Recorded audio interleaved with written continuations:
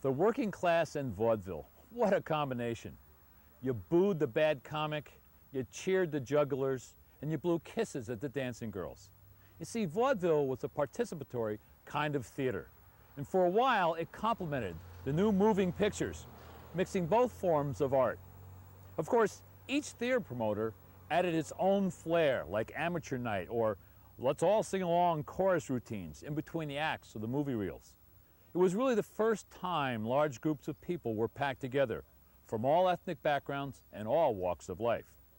The drama correspondent for the Worcester Telegram wrote, "Patrons who eat garlic and spread their breath promiscuously should be given seats on the roof or in the alley." And he also wrote, "Unclean persons should be influenced to respect the rights of others." Democratic seating arrangements, first come, first serve, would begin to challenge the separation of the classes. Hi, I'm Chuck Arning, National Park Service Ranger here in the Blackstone River Valley National Heritage Corridor. In the villages of the valley, entertainment was a highly prized event. Matter of fact, many Friday and Saturday night were spent at the local mill-owned community center or neighborhood ethnic center enjoying movies, vaudeville, minstrel shows, dances, quadrilles, you name it. Any type of entertainment that was available to the people of the valley.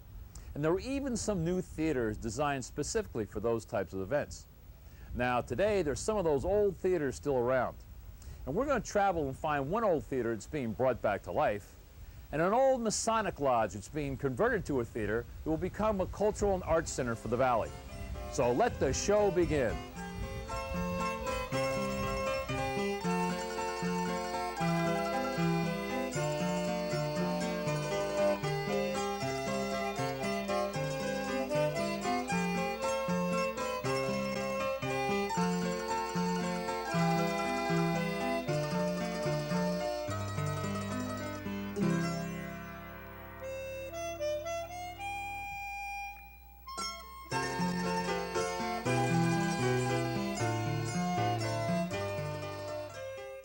Whether you liked vaudeville or not, everybody had an opinion. It was great. I mean, they were good, clean shows, to be honest with you, know. It was great theatrical productions. They were fine, great dances. And what was the place on the left-hand side in Pawtucket that had vaudeville in the old days, which wasn't very classy, you understand. You know, as we know now on TV, we see the best. When you went to vaudeville, you saw the people that probably made $35 a week. And moving pictures changed the whole feel of the theater. I was born in 1932, which was the height of the Depression, and one of the few pleasures that parents were able to give to their kids was to scrape up a dime or whatever it cost at the time to let the kids go to the movies on Saturday afternoon. Now think back. It's a rainy Saturday afternoon, and Mom and Dad are going to drop you and your sister off at the local movie theater for the Saturday matinee. Remember how it felt to walk into the theater? You know, the plush carpeting, the ornate ceiling, the smell of popcorn. The place sure had a sense of magic to it. Well, that magic still exists. We're here in Woonsocket, Rhode Island at the Vintage Stadium Theater, where a group of volunteers have gotten together to make sure this old theater maintains its unique character. Let's see what magic's in store for us. We're inside the historic Stadium Theater here in Woonsocket, Rhode Island. A 1926 building that has seen the wonders of vaudeville and current rock and roll. And with us is the former mayor of Woonsocket, Francis Langtote, who's now public citizen Langtote. But I tell you what, Francis undertaken this huge project. Now, what in the world made you take on such a huge building that's been vacant for so long? Chuck, it's a love affair that began probably in 1939 when The Wizard of Oz first showed here. And I come from a family of 9, and I was the youngest of 9. So I would have been about 7 years old, and I'm sure I was brought here with my brothers and sisters to see The Wizard of Oz, and we've been enthralled by the Stadium Theater ever since. This was something that every family in Woonsocket and the environs used to do every week, to come to the stadium and see the latest movies. Some of us got to see some vaudeville. And I just remember those days so clearly, and when I was the mayor, I, along with others who felt that the Stadium Theater had to be saved because it's been closed for quite a while now, we felt it had to be saved for 2 reasons. Number one, the structure is a beautiful theater built in 1926, very tastefully, and was considered to be one of the finest theaters in New England at the time. And on its own, it deserves to be saved, even if it did not have the other reason why we're going to save it, and that's the economic benefit. This will be, when it's fully operational as a restored theater, it will be a tremendous economic benefit for the entire Blackstone Valley region. We intend to bring class acts. We're going to bring name international stars here. We're going to do plays. We will have musicals. We're going to do everything it takes to make this a first-class operation. We also intend to do a lot for children. We want to introduce the children of this area to the arts, and that's one of our major intentions. One of the nicest things I remember, we had an open house last October Fest, or Autumn Fest, and we let people just kind of stroll through. Well, two ladies, probably in their mid-70s, late 70s, came in and they said, "Francis, we would just like to sit where we used to sit when we were young." And they went right down to the side and they picked out the same two seats they probably sat in 60 years ago. And they just sat there and reminisced for a couple of hours. It was really touching. And Mr. Arthur Diamond, who built the theater back in 1926, had he really believed in doing things right. He did the building right and he did the theater right. And it has always been recognized, and I like to call it quiet elegance, and as you have a chance to look around, you'll see that's exactly what it is. It's not overly opulent, it's just quiet dignity. The city of Woonsocket had 6 theaters not that long ago: the Laria, the Bijou, the Park, the Olympia, the Rialto, and the Stadium. The other 5 were actually demolished. They no longer physically exist. This is the last remaining theater in Woonsocket, and for that matter, it's one of, I think, only 2 of its kind in the whole state of Rhode Island. And there are fewer and fewer left in America.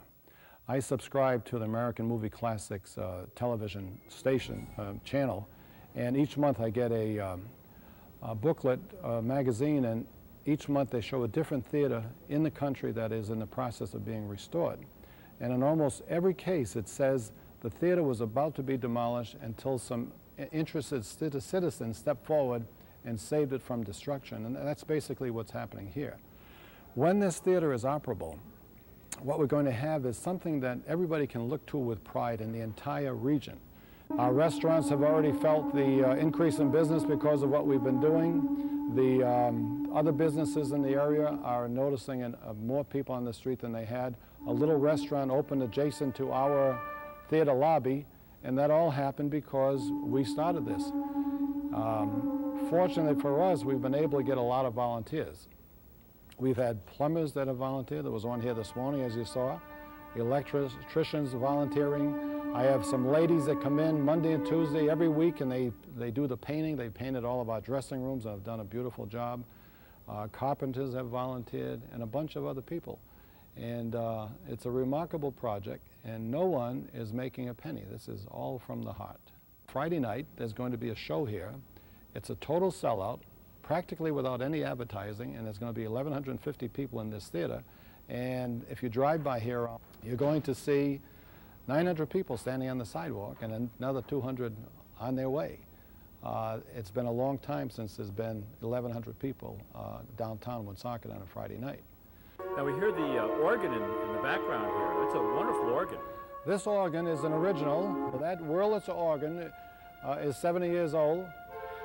It works at about 50% capacity. The gentleman playing it, Mr. Walter Gelinas from Seekonk, Massachusetts, comes here on his own time to keep the organ running. It was pretty bad, yeah, mostly from lack of use, you know, and the dampness in the theater. After the theater had been closed, why the dampness was really took its toll, you know. But it was a lot of hard work getting it back. Now, what are some of the things that you did to bring it back to life? Well, under each note and under each stop there is a magnet, and these magnets go dead, and so you have to pilfer them from some other organ that's been thrown out or burnt up. I found Wurlitzer that had been in the fire in Mansfield, and I got some magnets out of there, you know, because you can't buy them. And a lot of the leather is gone. I mean, it's leather just lasts just so long, and that's it, you know. And tracing broken wires and things like that. Well, they were made primarily for accompanying silent movies, you know, Charlie Chaplin and all these things. And it even had, even have a doorbell, you know, the fellow would be coming up on the sidewalk, on the stoop to see his girlfriend, you know, and they had them all timed, and just as he rang the doorbell, they would press the thing and then get it right in time and so forth. And it was quite an era, because, I mean, people even forgot that the organ was playing. They just, but if they didn't have the organ playing, the projectors at that time made an awful lot of noise. It was just a real clatter all the time, you know, and this covered up the noise, and people just got lost in watching the film. It must have been a real artist to play an organ for a silent movie. Yes, oh yes, it was an art. It was an art. It was a real art.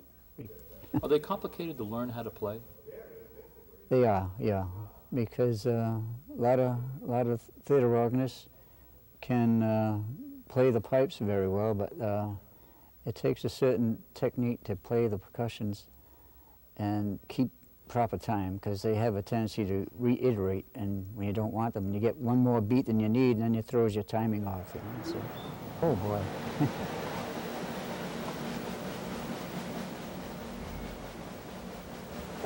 Then you have a bass drum. Of course, you get a whole fanfare, like.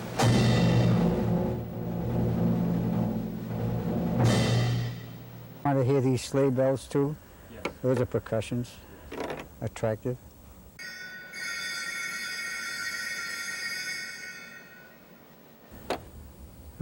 Tambourine.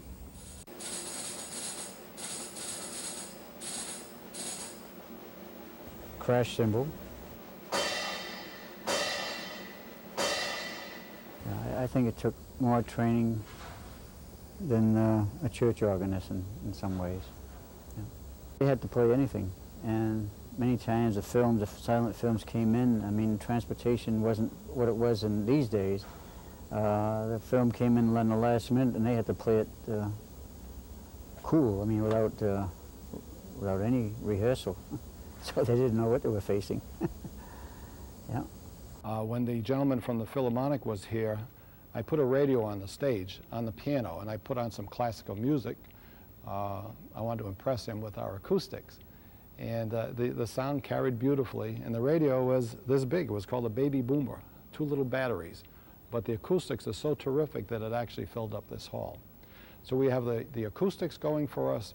We have the design of the theater, which has no obstructed seats.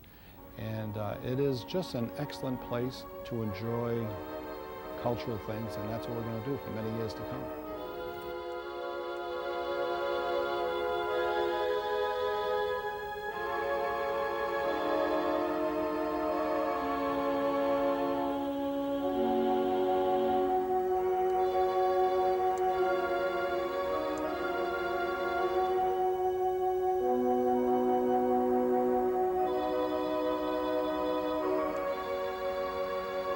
Good evening and welcome as we tell the story of the reemergence of the Blackstone River Theater. The story we have for you tonight is one filled with horror and the macabre.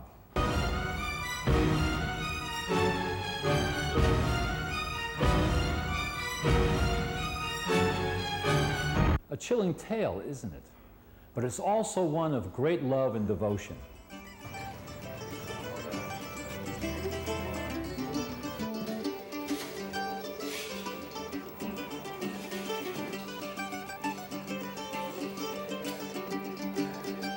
So join us, my friends, as we tell the story of the little theater thrown out on the street that finds a new home and happiness.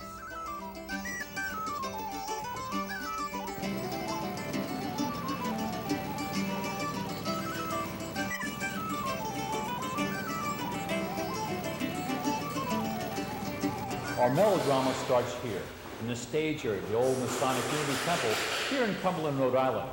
And the principal characters in this plot are Bob Druin and Russell Gassetti. You may know them as members of Pendragon, the folk group that plays throughout Rhode Island and New England. But today, we're going to see them in the role as members and leading members of the Blackstone River Theater. Now, bringing this temple into a theater is a major project, isn't it? It's a huge project, Chuck. As you can see, the place is in a sad state of disrepair. The building's been vacant for about 9 years, and over the last 3 or 4 years, it got heavily vandalized, unfortunately. We need a new heating system, electrical system needs work. We have to put in handicapped accessibility and many other things, as well as scraping and painting. But also, as you can see, that this is a building well worth saving. We have curly maple stairs, and we have mahogany woodwork, birch and oak hardwood floors. It's absolutely a beautiful building, and it just needs a lot of TLC. And it needs certainly a lot of time and money invested as well. But we hope to bring this back to its original glory. Shows a lot of promise for us to be moving into a place that is going to be an actual theater area. But for that 2-year period, we ran, as you mentioned, a very internationally acclaimed concert series, bringing in a lot of acts who just don't make their way to the Rhode Island, even parts of New England area. We brought in Tommy Makem and Dave Van Ronk, Dick Goggin, Cherish the Ladies. Cherish the Ladies. I mean, just a fantastic number of groups, ethnic and folk music, as well as acoustic blues and jazz. We really had a wonderful series here. And again, all of that was a volunteer effort. Now moving to this new building with so much promise and reformulating as a nonprofit organization now, we're very, very hopeful to really just start doing even bigger and better things and doing more programming here, opening up just more often, many more times during the day, and opening it up to some other groups to bring in other things such as plays and lecture series, etc. So. Oh, exactly. Since, as you can see, we have 2 large performance spaces in this building, we can be running a theater piece upstairs for 2 or 3 weekends, and at the same time continue down in this auditorium level with our regular music program and children's programming and things like that. So the opportunities here are boundless. Absolutely. It's just been amazing, the outpouring from the community. The people coming here, we have all kinds of folks from all walks of life, all ages coming in here, and they've either read about it in the paper or they were patrons at our old theater series, and they're giving up, parts of this wonderful summer to come down here and work 6, 7, 8 hours a day in a dark area doing some real hard work. You're scraping paint and you're pulling up carpeting and doing a lot of real grunge work, but they're excited to do it. Everybody I think gets something special out of it for themselves, but they also know they're contributing to a whole and just something that will be really nice for this community as well as the whole Blackstone River Valley. I love the kind of music that we play here. I love the kind of experiences that we can have in this kind of theater. If we don't get people down here to help clean up, or the theater's not going to happen, and if the theater doesn't happen, I don't get to listen to this music. That's no good. I was scraping the paint in this room here. The room gets a lot bigger when you have to scrape off this wall, so. It looks better, the paint's not peeling off, but there's still a whole lot of work that's got to be done. Well, I saw an ad for it in the newspaper, and I thought, it's a good cause, and it's something I want to work for, and when it's all done, I can be like, yeah, I worked on that, I helped out, I did it because I enjoy being here with Pendragon, and I enjoy volunteering. I usually volunteer as much as I can. I'm a full-time student as well, and I work part-time. But I come down here as often as possible, and I enjoy it. I love the people that are here, and I'm friends with the band. So it's a good time to be knowing that you're helping and you're saving something that'll be used for future generations, hopefully. I came to this place as a child with Christmas parties with my father. He was a mason with this community lodge, and it's just a lot of fun, and it's a community effort, and I enjoy volunteering and helping out different people and different organizations. They had opened up the downstairs here, so we worked in here and scraped up the graffiti off of the walls, scraping paint, and just so that they can getting a fresh coat on there soon and trying to clean it up a little bit. But it came out good. It looks good now. A lot of work, but it's looking good. Well worth it. We've had Boy Scouts, local troop from Cumberland here, working on the outside while other folks are working inside. And it really has been startling, the response that we've gotten. We've also heard from some of the old Masons here coming in, just really happy that somebody is actually restoring and bringing to light this beautiful building that has just unfortunately been neglected. I can remember coming with my mother, because her sister, my aunt, was in the Eastern Star, and they had shows all the time where, and I can recall just being a kid where I think she had an egg beater with a kazoo on the end, and the big long line of people doing this, well, that would be my first memory of this place. Terrible. Terrible, but structurally it's still sound, and I hope you can really do something with it, and you may wind up with a real good building. I knew there was going to be water damage, but I didn't realize it was going to be as bad as it was, really. Seeing the plaster, it was really a sad situation coming in. And thinking of all the good times and the good memories and the way the building did look like on the inside. That was kind of a shock, really. The type of people that did belong. I had uncles that belonged, and they were all, my dad was a Mason, but they're all outstanding, clean living men. And they all had a type of a lifestyle that really appealed to me. And I remember when I joined, my father said, well, look, he says, benefits are few. He says, what you give, that's what you get. My uncle, who died a couple of years ago at 96 in Central Falls, was a longtime member of this lodge, and in the 20s, he was an end man in the vaudeville shows that they put on here, and he painted himself in blackface and did singing and dancing, and even in his older years, he was a darn good singer. Well, I was pleasantly surprised by the way it looked. They've done a lot of work to get it back in livable condition. I can remember a lot of good times that we had here. I couldn't imagine what it was like inside.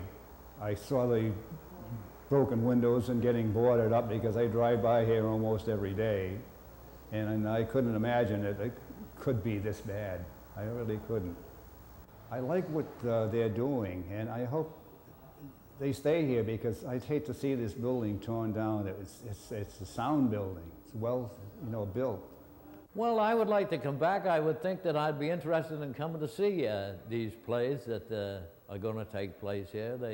That kind of stuff interests me, and I would always bring back memories of belonging to this place. Well, one of the other principals involved with the Blackstone River Theater is Mary Lee Partington. She will be starting a heritage arts school here where not only will we be presenting in a performance setting some wonderful players and dancers, but we're actually going to be teaching people from the community in these art forms. And it seems that with the move of the Blackstone River Theater here to this building in Cumberland, some of those dreams about my perfect school are going to come true. Along the way, I've had a number of programs in my academic life that were related to the folk arts and the teaching of literature. And the Heritage Arts Studio, which is a working title for the school that will run as part of the Blackstone River Theater, is going to give us a chance to put together some of those ideas about incorporating the folk arts and traditional arts into the mainstream experience of life here at the theater. What we're looking for in terms of our Heritage Arts Studio is a way to either reestablish links with the cultures that gave the Blackstone Valley the character that it has today, or an opportunity to maintain links that are still alive. If you look at the Portuguese community here in Cumberland, you see a very vibrant community that through its schools, its music schools, teaching of language, teaching of dance, have kept a very vibrant community very well in place. And the studio, in terms of our brainstorming sessions at this point, looks to that experience in part as a model for reestablishing and reconnecting some of the traditional links of the cultures that made Blackstone River Valley. Among the traditional folk arts you have, as you point out, you have dance, you have music, you have singing, but you can also have storytelling. You can have traditional crafts, a part of the folk arts experience. Even things that people might find to be more part of a school experience, like language, are part of a traditional life as well. One of the things that's been a wonderful lesson along the way is that these art forms are very entertaining. They're a lot of fun. And because there's been a long process of assimilation, not only here in the Blackstone Valley, but throughout the United States, people have taken an interest in cultures that are not necessarily their own heritage or their own background. So part of what we'd like to do is explore folk music and folk dance as traditions that can be passed along within a community for the sake of preserving its heritage, but they're also traditions that can be enjoyed and experienced in the lives of people who don't come from the ethnic background of the art form that they may choose to take a look at. So music, singing, dance, literary art, potentially even visual art. The curriculum is wide open. What's amazing about our present location, the political people in this town have been so supportive that we're just amazed and happy about it. From the mayor to the town council to the clerks in the mayor's office, everyone has been giving us their support and encouragement. The town is actually coming up with much needed funds for, they're going to be taking care of the roof and the handicapped accessibility and a number of other things they're going to be putting in the park next door. And certainly they're a key component in this whole thing. It's not only our neighbors here and folks who've been coming to the theater and enjoying our shows that are helping, but it's right up the line to the mayor himself to make this project happen. Well, obviously there's a quality of life issue, and that a theater brings activity to an area. It also has economic spin-off. There are Ann and Hope across the street here, as you know. We're going to be doing a park here next door. It brings the area back to life where, for instance, this particular building had been vacant for almost 10 years now. We've been looking for a theater or a theater-type group for the past 5.5 years. We did a Valley Falls master plan. Valley Falls is the part of Cumberland that we're in. And part of that master plan, in order to restore some of the area, not only included a bricks and mortar, but also bringing an arts group, or as it turns out, the Blackstone River Theater, to this area. We recently acquired this property. I knew Bob and Mary Lee Druin for a number of years now. I understand that they had problems in their previous location, so it all fit together, and I think it's a great location for them. Now, you do have some very distinctive needs, don't you? Yes, we do. We do. Money. Money is a big one. First and foremost, I believe we need lots of money. Well, we are going to have to buy a boiler system for this place. The electrical system, we just got the electricity going a couple of days ago, but it's in a sad state of disrepair. The box and other things have to be replaced, and other things like that. The big question that everybody's waiting for is, when do you think you'll be able to put the group up on stage and begin the series? You know, it's a tough question right now. We're optimistically gunning. We would love to be opening sometime in November or so, which would be interesting. Yeah. That's when we opened up the previous location as well. It'd be really great to be able to do that. And hopefully we're gunning for that. We don't have to have the entire building fixed. We just need to get the main performance space and get things up to code. We want to start having concerts here, obviously, as soon as we can. The development of more leisure time with the advent of moving pictures and vaudeville create a culture of theater-goers among the working class of the Blackstone Valley. The price was right, and it provided real entertainment for hard-working people. And it also can be argued that it helped Americanize a growing immigrant workforce here in the Valley. Moving pictures were so popular here in the 1920s in Upton, Massachusetts. They used to show the same film in 2 different locations every Saturday night. Used to have different starting times just so they could shuttle the film between the 2 halls. One is the town hall, which is directly behind me. Well, this has been Ranger Chuck Arning with the National Park Service here in the Blackstone River Valley National Heritage Corridor. And with 2 new theaters making a major comeback, you can bet that we're going to be plenty busy every Friday and Saturday night. Matter of fact, I just may see you some evening. I'll save you a seat.